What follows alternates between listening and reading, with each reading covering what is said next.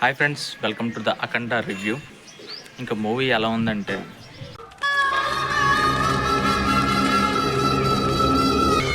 అయ్యా లోపలంతా అంత సవ్యంగానే జరిగింది.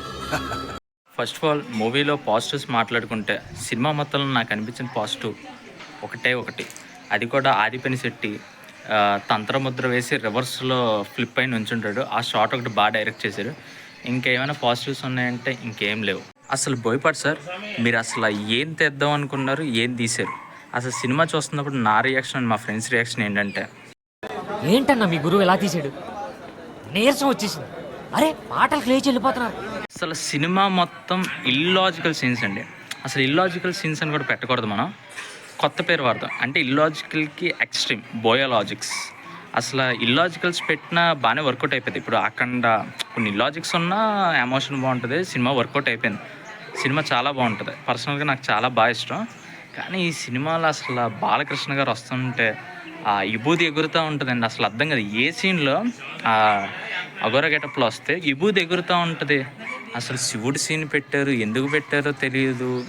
ల్యాగ్ ప్రోమాక్స్ మొత్తానికైతే రాడ్ దింపారండి. ఇంకా బీజిఎమ్స్ విషయానికి వస్తే అసలు ఏ బీజిఎం బాగోలేదండి. ఒక్క టేజర్లో కొట్టిన బీజిఎం తప్పితే అదొకటి వర్కౌట్ అయింది, ఇంకేది వర్కౌట్ అవ్వదా. సినిమా టెక్నికల్గా చూసుకుంటే చాలా యావరేజ్ ఉందండి. సినిమాలో పవర్ రేంజర్స్ క్యామియో కూడా ఉంటుంది క్లైమాక్స్లో. అసలు ఇది ఒక యూనివర్స్, పవర్ రేంజర్స్ను అఖండ యూనివర్స్ చేశారు బోయపాటి గారు. అసలు అద్భుతం అండి. అసలు విలన్ గ్యాంగ్ అంతా కలిసి మన హిమాలయాలు కోల్చాలనుకుంటారు. ఇదైతే హ్యాట్స్ ఆఫ్ సార్.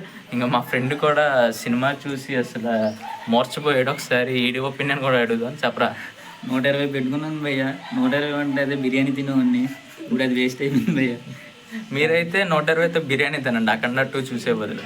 ఇంక సినిమాలో ఇంకో పాజిటివ్ ఉందండి. ఇంకా ఆ పాజిటివ్ ఏంటంటే సినిమా థియేటర్లో బాగా ఏసీ వేసారండి. ఇంకా సినిమా వెనకాల బెంచ్లో కూడా ఎవరు లేరు. మేము నేల టికెట్ తీసుకున్నాం బడ్జెట్ ఇష్యూస్ వల్ల. ఇంక ఇంటర్వెల్ నుంచి బెంచ్లోకి వెళ్ళిపోయామండి. ఇది ఒక పాజిటివ్ అండి. మీరు కూడా నేల టికెట్ తీసుకోండి, క్లాస్కి వెళ్ళిపోండి, ఎందుకంటే ఎవరు ఉండరండి ఈ సినిమాలో. ఇంకా పర్ఫార్మెన్సెస్కి వస్తే పెద్ద ఏమనిపించలేదండి. అందరిది ఆర్టిఫిషియల్ యాక్టింగ్. అసలు బాలయ్య గారిది అంటే ఆయన ముందు మూవీస్లో చేసినంత పర్ఫార్మెన్స్ కూడా అంత ఏం లేదండి. ఆదిపినిశెట్టి ఈ సినిమా చేయడం వేస్ట్ అండి.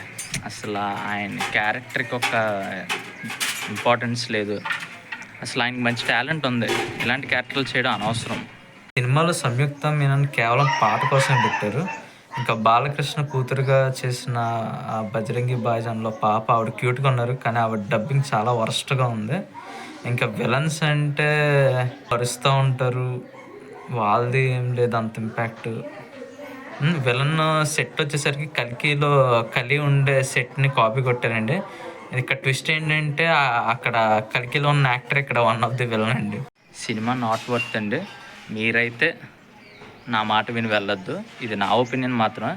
లేదు మేము చూస్తాం అంటే మీరు వెళ్ళొచ్చు. ఇంకా నేను ఈ సినిమాకి ఇచ్చే రేటింగ్ 5/5 అండి. అంటే 5/5 క్యాన్సిల్ చేస్తే 1 అండి. నా రేటింగ్ అదేనండి. Okay, thank you.